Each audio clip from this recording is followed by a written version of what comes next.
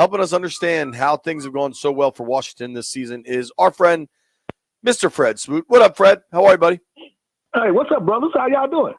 We good, brother. How you doing? I'm doing good, man. You got to realize we are right now in euphoria. We in places that we haven't been in decades. I am enjoying myself, and I am enjoying this ride that these youngsters are taking us on right now. Dude, Fred, I'm with you, and I think it's going to be fascinating when the time we look back on all the great things Washington did this season, and snapping that playoff drought, all these things. But for me, one reason I really wanted to talk to you was to get a better understanding. Detroit absolutely kills teams. Detroit's offense, when they go against teams, when they play man-to-man, it is a problem, okay? Mm-hmm. They have about a 60% success rate. They're averaging 9 yards per attempt. They're getting downfield. Jared Goff's completing 74% of his passes against man defense with 22 touchdowns and no interceptions. What do you do when one team is that good against man coverage?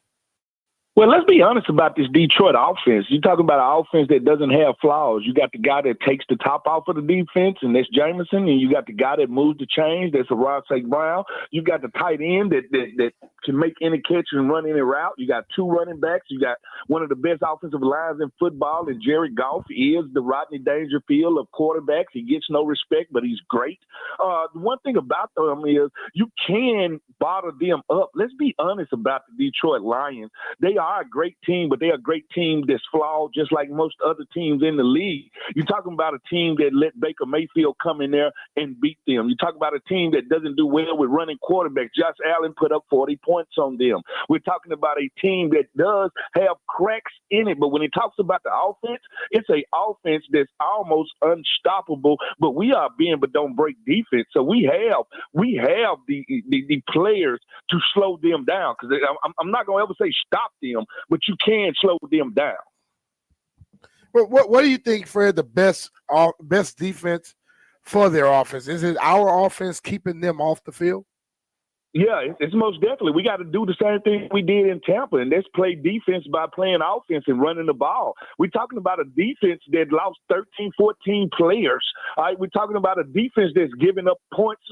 Besides the Minnesota Viking game, this defense has shown you that they can give up 400 yards, and if we can matriculate and get them under 60 plays, similar to what we had Baker, we have a chance to go in and win this game. And I know most people is not giving us a chance, but I tell you what, I believe in this team, because the one thing about this team, they don't quit. They don't care about what situation they in, and we going to Detroit to win the game. We're not going to Detroit to buy no Buick. We're not going to eat no Detroit pizza, and we going to win this game. That's what I'm talking about, Freddie. I love it. I think you're right about. Why do you think people still try to talk bad about Goff? Why is that? Well, I think he's one of those quarterbacks. It's kind of like when you come into the league, people judge you about that. They do the same thing with other quarterbacks, but when it comes to Jared Goff, because he's not the latest model car, he's more of a Studebaker. He's more of a let me stand in the pocket and throw these dimes all over the place. He's not your Lamar Jackson that runs around, and he's kind of like a dying breed. And I think because of that, they don't give him the respect that he deserves, but I'm sure this defense respects him, and I respect him. I mean, you look at him, he's been to a Super Bowl. He puts up numbers, astronomical numbers every year with Detroit, and they still don't give it to him. But all these other quarterbacks, like people were trying to praise Sam Darnold all year, and then he woke up. Yeah. Like one thing about it is the playoffs will expose who you really are. And Jared Goff has shown in many playoffs that I can play with the best of them. And nobody ever puts him in that upper tier of quarterbacks, but he's up in that upper tier of quarterbacks. Like I said, I think because he's such a late model and now everybody's driving Teslas. Nobody wants to look back on the old Cutlass Supreme that he gets no love. I think that's really interesting. We're talking with our friend Fred Smoot, of course, played here for the Skins, played for the Vikings, 9-year NFL career. Fred, when you look at a matchup like this, when you have Williams and then you have St. Brown, Jameson Williams, Amon-Ra St. Brown, the Lions' two top wide receivers, they're so different. Where St. Brown's so physical, Williams, like you said, is that take the top off threat. Where do you think you best use Marshawn Lattimore in this game? I think you let him sit on one side and you play a shell defense. You're going to have to play zone against these guys. You're going to have to play bend but don't break football. A lot of cover 2, a lot of cover 4. Force them to see these 2 deep safeties and force them to be patient. The one thing about Ben Johnson's offense, they're not patient. They're not methodical. They're not going to matriculate this thing down the field. They don't like 14, 12, 10-play drives. They like 8 plays, 9 plays. They like big plays. And if you can take that out of them and make them be patient, I think then it changes everything when it comes to this offense. And I hate to say this, and I know people are going to be like, what are you talking about? I would rather them run than pass on me, because when they start to get those big chunk yardage, that's when they start to put up 30, 40 points. So when I say bend but don't break, I want to force them to kick field goals. If we can force them to kick field goals in Detroit and take that crowd out of the game early, we have a chance to beat them. Like I said, they don't do well with running quarterbacks, and we got one of the best running quarterbacks in football in Jedi 5. So if we can go there on defense, bend but don't break, a lot of zone, we have a chance to win this game. Dude, how crazy is it?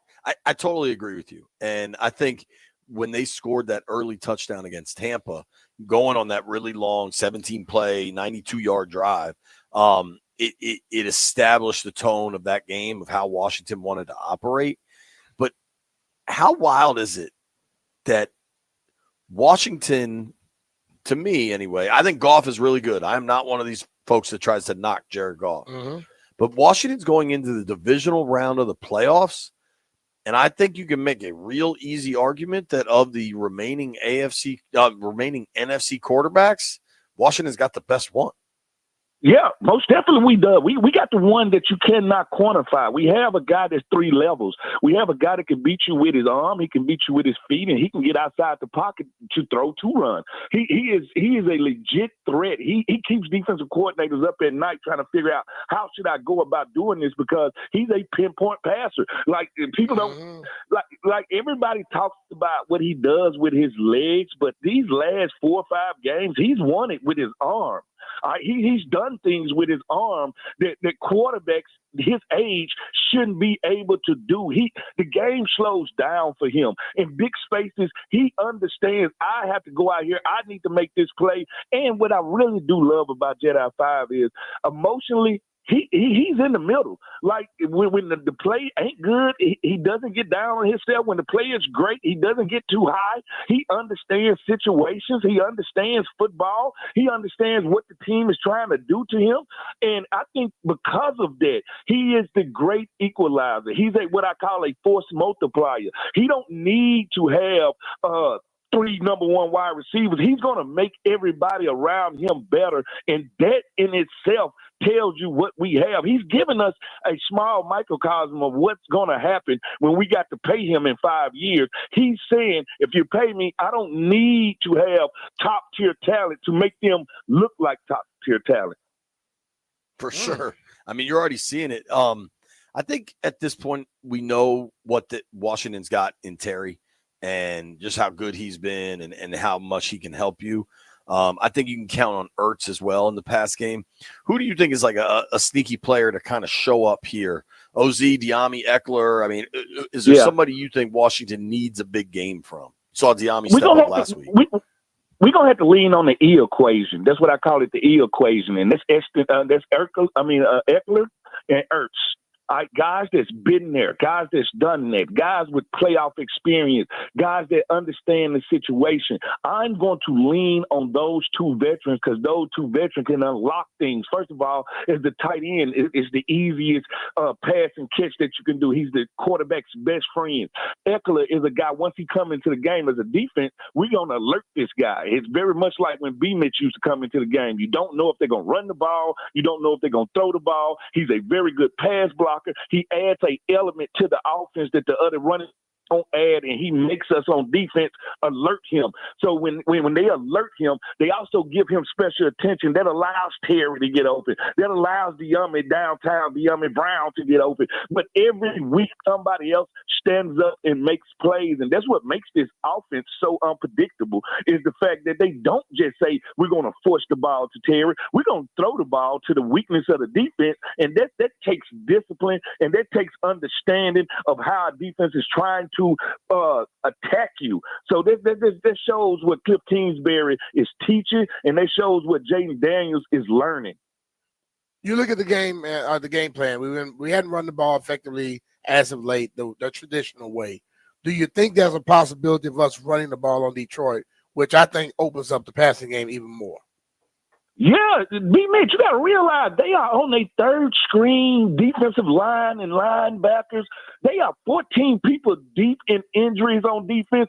Oh, yeah, we're going to run the ball. Like, that's how you play good defense, is by running the ball. Like, if we want to beat this Detroit team, we're going to have to force that offense to watch the game as much as we watch the game. Because if you let them get on the field and dictate and make those big plays, they will run you out of Detroit. But when I watch that Bills game and watch what Josh Allen did, and don't forget, we just went down there and beat Tampa and Baker Mayfield. Baker Mayfield went to Detroit and blew the Detroit Lions out by keeping them off the field, and Bucky Irvin was running the ball. So as much as people love Detroit, they are beatable, all right? We've watched people beat them, and because of the injuries on defense, it gives me a lot of optimism that we can go up there and we can take this game. And I know everybody's going to talk about no rookie has ever made it to the Super Bowl, NFC Championship, all that, but all Jedi 5 have did all year long was break any tendencies, any curses, anything that people say we cannot do. With 5, I trust anything is believable, anything is achievable. It's hard not to think that way. And, you know, when a team has that kind of belief in a quarterback, and then in turn in themselves and their ability to win really big, important games, I've said all year, Fred, or maybe not all years is probably an exaggeration, but by the time we got to like week 10 and Washington just kept staying in this thing, and then it's week 14, then it's week 17. Like, if you have this internal belief that no matter what the situation, as long as we got a chance late, we're going to win it, that's a really powerful thing. No team's going to be perfect. They got warts. They got problems. They don't stop to run all that well, you know, all these things. But that belief is a real changer for an organization. We're getting in a situation where Jayden, he's proven that he's very much Patrick Mahomes like and Tom Brady like. Like, I've never had this belief since I played for this team, since I've watched this team. If we get the ball last, we're going to win this game. He's getting into that rare feel of, if Jayden gets the ball last, you have lost this game. That means we have a closer, man. The Sandman, bring him out. At the end of the day, if he touches the ball last, we will win this game. I am confident about that. But I also know this. They are going to come with a plan to try to force somebody else on our offense to beat them other than JD5. They're going to force either Brian Robinson, they're going to force Terry McLaurin, somebody to go out there and flick their wheel on them. And I think we have the guys to do it. The thing is, this game is going to really, really take off about how it starts. And I know everybody want to talk about how it ends. But remember this. I watched Tampa on the coin flip say we want to receive the ball because they want to make sure that the offense, our offense, was playing from behind. And that's the JD5 effect. Like, when they start to think on that level, so now you're playing Jedi mind tricks with not only the players, you're playing it with the coaches, because they're trying to figure out ways to outthink you on the field because you're such a threat. When you get into that level, now you're starting to affect the mind of the coaches and the players, and that's different. That's a different order right there. Oh, yeah. The whole thing about him is that he's doing things that rookies don't do. And every time you look at him, he doesn't even seem like he's in a football game. And you know how this game is, Fred. You know, it's a irrational, it's an emotional game. And then you're looking at this dude, and he look like he's sitting at home watching a damn cartoon. You know, at all times. And that upsets some people and get them into a thing where I'm not playing the same game this dude playing. He has to be affecting people mentally. His emotional stability is crazy. Like, if you look at him and Caleb, they are two different people when it comes to showing emotion. Our guy can go out there and throw for 400 and not even crack a smile. Our guy can go out there and throw an interception, come back to the sideline, act like nothing has happened. He doesn't do the emotional roller coaster. And I think because he doesn't do the emotional roller coaster, his team mimics that. So that's totally different, because usually as a young player, we are so high-strung on what we can do and trying to prove to people what we can do. I don't see that from him. And that's the maturity that I think we get from this COVID babies. Like, that's why I said this could be the best quarterback class all time, because these guys had that extra year. You're talking about 40, 50, 60 starts in college. Sure. I think because he's seen so much in college, he's numb, emotionally numb to the situations in the NFL. I think that's a really interesting point. Like, you look at the quarterbacks that performed best this year. It was Nix and Daniels, right? Mm-hmm. Both those guys played 5 years and a ton of snaps. Not just 5 years, but a ton of football. Fred, you had 21 career NFL interceptions, including 5 as a rookie, which is really damn impressive. The last thing I wanted to ask, Fred Smoot, if you want to give him a follow, you should do that. It's FSmoot21, Sean T on Instagram and Twitter. Fred, the last thing I wanted to ask you, man, and, this time last year, this organization was going through the coaching carousel, and man, does that suck. And every rumor gets, circulated and hyped up. A year later, Dan Quinn has done a tremendous job with this team. What do you think of Dan's style, and how hard is it for a first-year coach to get a room full of young guys and veterans to all buy in this fast, to turn something around this quick? You know what? We hear a lot of people talk about culture, but until you actually see somebody implement that, you don't really know what that means. And Dan Quinn has run everywhere he's been. Dan Quinn has left a track record of players loving to play for him. And the crazy thing about this, what I call the Dan Bowl that's going to go on Saturday, is leave your punter at home. These guys go for it on fourth down. Hey, BMitch, this might be a 2-hour football game. This might be the fastest football game we've ever seen. Your punter got to play receiver, though. I'll take my punt over their punter. Our punter is athletic as hell, man. That's what I'm telling you. Like, these guys, this might be the fastest football game I've ever seen. These guys believe. It's nothing like having a coach. That's why I love the Joseph, Coach Gibbs. It's not when you got a coach that believes in you, understands situation, and you understand the way they think, you play on their level, you understand where the bar is. That's everything to a football player. And I think with Coach Quinn, he's one of those guys. You understand that I will run through a brick wall for him. If I had a chance to play just 10 more snaps, I would love to play it for Coach Quinn, because he's one of those guys. If he believes in you, he believes in the team, he understands what a football game is about. And when you go out there and you go for it on 4, 5, 4th down, they'll let you know that he believes that our offense can do anything. He believes that our defense, our special teams can do anything. And that small belief right there can change everything. So I just think what he's brought to us, you can't measure it. You can't measure it. And I knew when we signed him, everybody was like, we should have went for Ben Johnson. The one thing about Ben Johnson is I know he's great with the X's and O's. I don't know how good he is with the Jimmy and the Joes. And this is what Coach Quinn is showing you, is that I know people. I know players. I know how to build them up. I know how to tell them the truth. I know how to stand behind them and back them up. That's something that you cannot buy. It has to be genuinely a part of you. Walking into Commanders Park, when I have to go do my shows, it's a totally different environment than it was with Ron Rivera. And I'm sorry, and I'm not scared to say it. It's totally damn different. It's a family atmosphere in there. And the one thing I know about family, you mess with one of us, you mess with all of us. There you go, dog. Like you said, man, you excited. Hell, listen to me. I talked to Dan after games. I dap him up coming off the field. Hell, I want to play right now. I know I'm 56. I bet you I can give him something. And because you want to give it to him, right? That's the whole thing about it. Like, this like I know these feet can't take no more of it, but I would give him the last couple of miles I got on him because I would just love to play for a guy like that, a guy that I know that can get the best out of me. Yeah. You know what, guys? The way you're talking, you make me want to rip off 4 or 5 blogs a day again, man. Just really start writing, start grinding. What the hell are you talking about, just Jay? really start. We want you to run through that wall, just man. really starting creating this content again. Run through that wall, Jay. I'll get you on the other side. I'm a blogger. Long as y'all don't let Jeff freestyle again, we got a chance, fellas. Jeff, do you have anything to say? Fred, do you have anything to say to Fred? Oh, Jeff probably left. It sounds like Jeff gone already. His birthday was yesterday, so Jeff probably out of here. You're in freestyle and he ran the other way. Fred, thank you for the time, man. Really appreciate it.